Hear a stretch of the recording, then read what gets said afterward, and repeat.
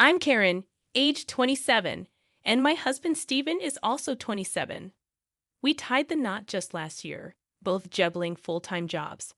I work as a nurse, and Steven is in pharmaceutical sales.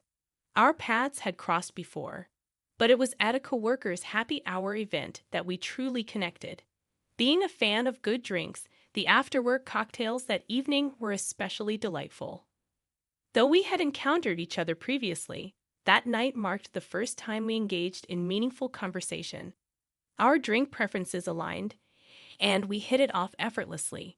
Each encounter thereafter was enjoyable and easy, quickly leading us into a dating relationship. On my birthday, Stephen opened up about his feelings, and we officially became a couple.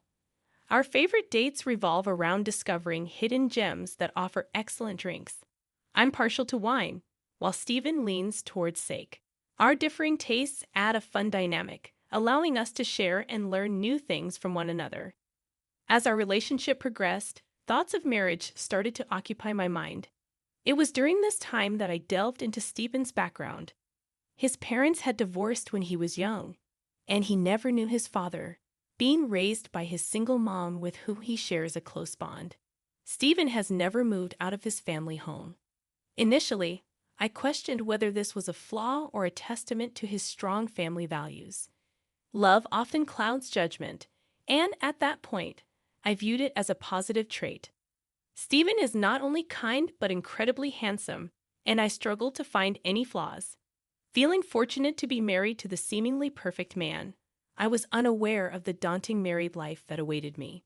Before our wedding, I frequently shared meals with my mother-in-law, who always spoke highly of me to Stephen, saying, "Karen is like a daughter to me.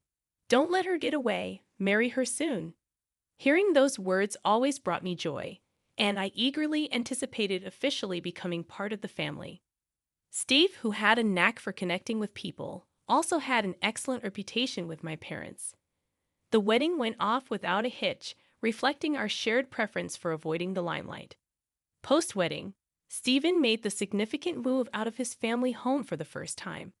However, out of concern for his mom, we opted for an apartment just a 10-minute walk from his family residence. In hindsight, that choice proved to be a mistake, but regrets come too late. The dynamic with my mother-in-law shifted drastically after the wedding. Once treating me like a daughter, she transformed into someone who seemed to view me as a mortal enemy, visiting our home daily.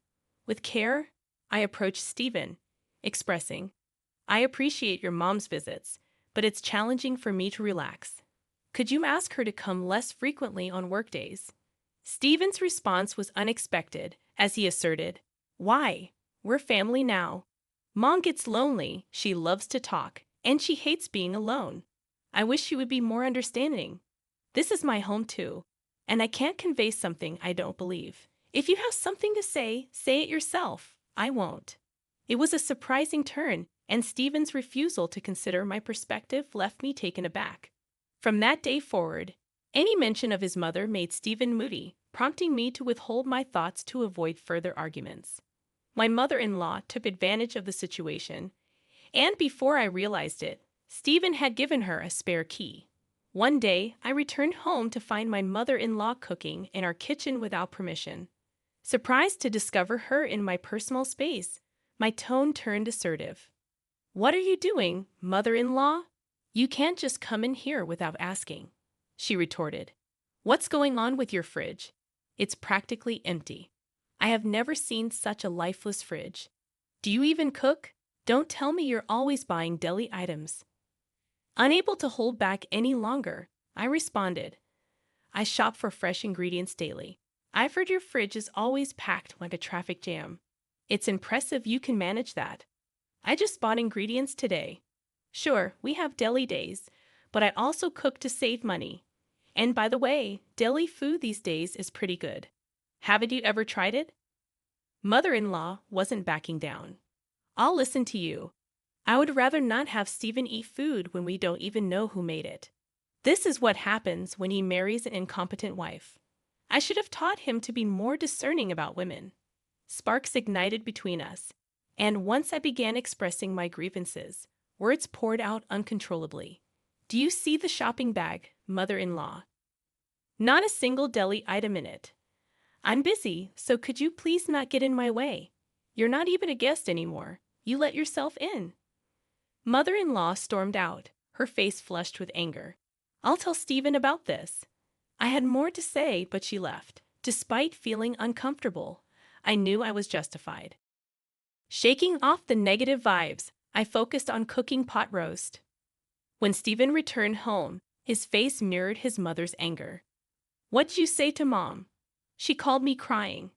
How could you be so cruel when she was just trying to help because you're busy? Baffled, I responded, first off, breaking into someone's home isn't a surprise. And if it is, then a burglar should be forgiven if they call it a surprise, right? This happened because you gave her a spare key. She could have come when one of us was home.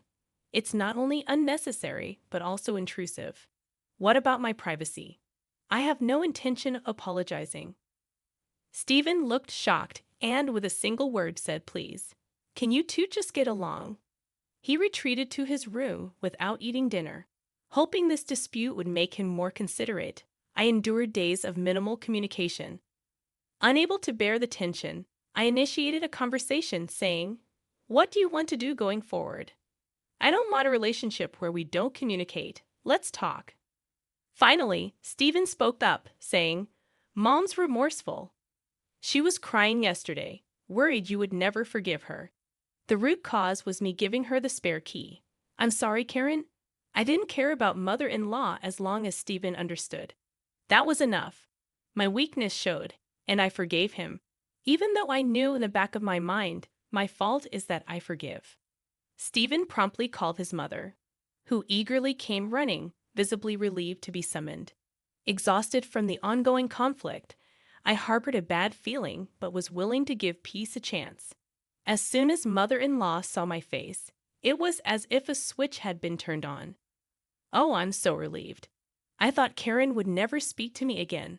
I know I overstepped, and I promised never to do it again. Mother-in-law began speaking in a voice as sweet as if she were addressing a cat. Despite my reservations, she pulled out a mysterious bag from her purse. I met an old friend from college yesterday. She's unbelievably youthful and beautiful. She gave me some Chinese tea. That's her beauty secret. I thought I'd share some with you, not that you need it. My instincts raised concern, but I felt awkward refusing. Stephen whispered, just have 1 cup of tea with her. I'll make sure she leaves as soon as possible. Wanting her gone, I reluctantly agreed to the tea. I'd always enjoyed Chinese tea, and it's popular at my workplace too. Mother-in-law quickly poured hot water into the tea pack. This tea is supposed to be good for your skin and boost female hormones. You guys are thinking about having kids soon, right? If you like it, I'll tell my friend to get some for you, she said, placing the cup in front of me. The aroma was a bit unusual, but I took a sip anyway. It tasted strange, but I dismissed it, thinking it was just a new flavor. However, my bad feeling came true. I woke up in the middle of the night with stomach pain, feeling half faint. By the time I felt better, it was already morning. There was no doubt about it. The only thing I had consumed that Stephen hadn't was the suspicious Chinese tea. I told Stephen about it, but he didn't take me seriously. Karen, that's a terrible accusation. Mom brought the tea to make amends. You're making it sound like she poisoned you. Don't you feel ashamed? It's probably just an upset stomach. Mom would never do something like that. Stephen wouldn't believe that I was being malicious, but without evidence, I couldn't press the issue. Still, I have been wary of anything from mother-in-law since then. Just before Stephen's birthday, mother-in-law called, Karen, I'm cooking for Stephen's birthday. Say you can come or not, it's up to you. You're busy, right?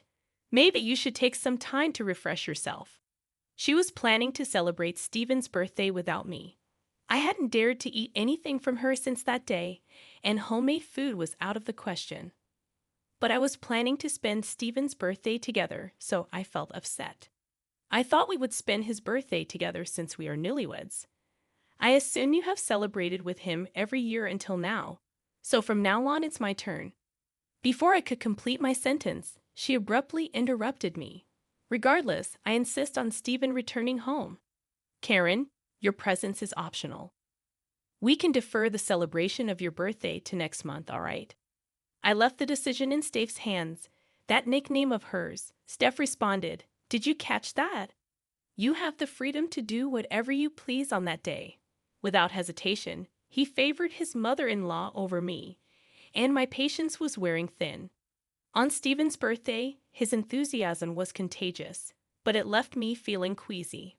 My affection for him began to dwindle. He relished celebrating exclusively with his mom, transforming into more of a mama's boy. Their dining outings became more frequent.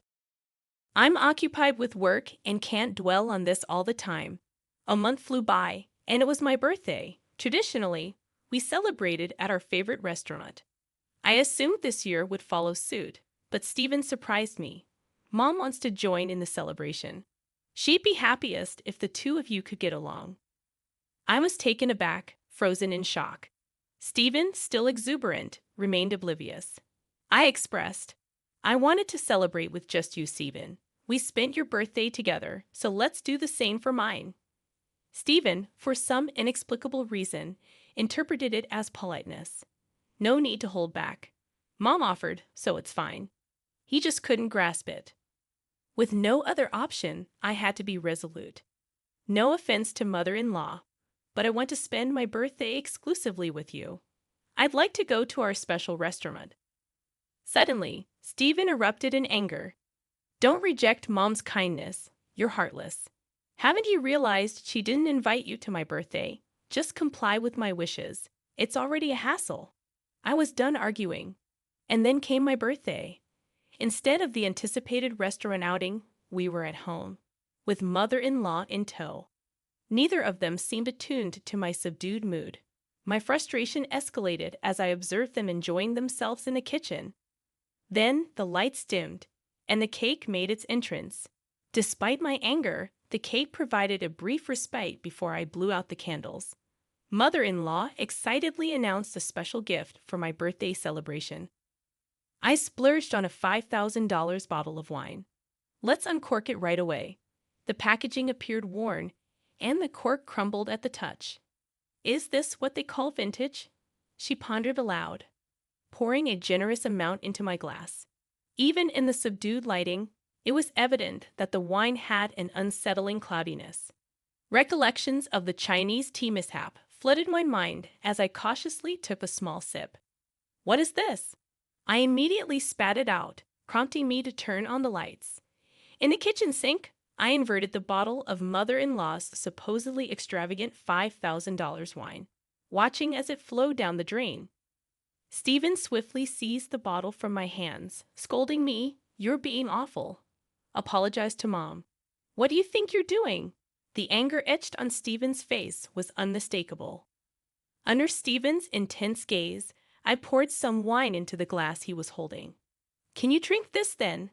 Stephen appeared puzzled yet resolute as he took a sip. At that precise moment, mother-in-law urgently shouted, "Stephen, don't drink it." Unfortunately, it was too late. He immediately spat it out, exclaiming, "What on earth is this?" Mother-in-law, shocked, took the wine away from Stephen. He questioned Mom, "Where did you get this wine? We need to file a complaint. This is fraud. It's spoiled." Mother-in-law, looking guilty, admitted, "That wine was just sitting in the back of our kitchen. It's 50 years old. I heard on TV that it gains $1,000 in value every year. Vintage wines are supposed to be stored in wine coolers." Upon closer examination, the cork was more deteriorated than initially thought, emitting a moldy odor. Even Stephen couldn't conceal his surprise. What bothered me was mother-in-law's insistence. "Don't drink it." I suspect she knew it was spoiled, but she would never admit it. I couldn't find it in me to forgive mother-in-law for her actions. "Could you please leave? I can't control my emotions. Just go," I implored. Yet even as I spoke, mother-in-law continued to offer excuses to Stephen. I felt invisible, but even she, visibly uncomfortable, hurriedly departed. Once she was gone, Stephen surprised me with his response. "Mom doesn't drink, so she wouldn't have known. Thankfully, we didn't offer it to anyone else. Despite everything, Stephen defended mother-in-law as if it were an innocent mistake. In that moment, my feelings for him cooled. My determination against Stephen solidified as he defended mother-in-law despite her actions against me. I had ignored his excessive attachment to his mother for too long. I want a divorce, I declared, presenting Stephen with divorce papers I had kept just in case. He was rendered speechless, questioning my decision. Ask yourself, do you comprehend how much I've endured? I've reached my breaking point. Then, to compound matters, he offered a profound apology without prompting, stating, "I won't repeat it. You've won." He proceeded to confess to multiple affairs, revealing 4 different women. Though I had harbored suspicions of infidelity, learning the truth left me shocked. There was no longer any doubt. I was determined to divorce him. Engaging a private investigator seemed unnecessary. Evidence of his affairs was abundant. During our conversation, he foolishly remarked, "You'll regret divorcing someone as great as me." Stephen's words only fueled my disgust at myself for ever loving him. Multiple affairs and his attachment to his mother provided ample grounds for divorce. To streamline the process, I resolved to hire a lawyer, regardless of the cost. Initially resistant to the divorce, Stephen eventually relented, likely recognizing the gravity of his mistakes. He returned to his doting mother, and later it surfaced that his affair was with a co-worker, leading to his demotion. Unable to distance himself from his mother, Stephen ultimately resigned from his job. Despite his ongoing job hunt, word of his workplace indiscretions had spread rapidly, hindering his prospects in the same field. Persistently tethered to his mother, he settled for part-time work. Given his arrogant and unreliable demeanor, it seems unlikely that he will maintain the job for an extended period.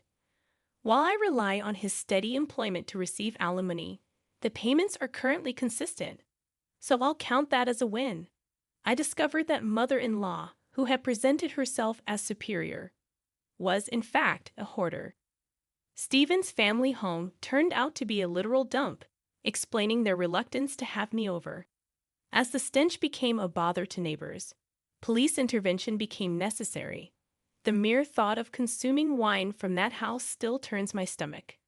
Let Stephen live in his squalid environment and work his sporadic part-time jobs with his beloved mother-in-law for all I care.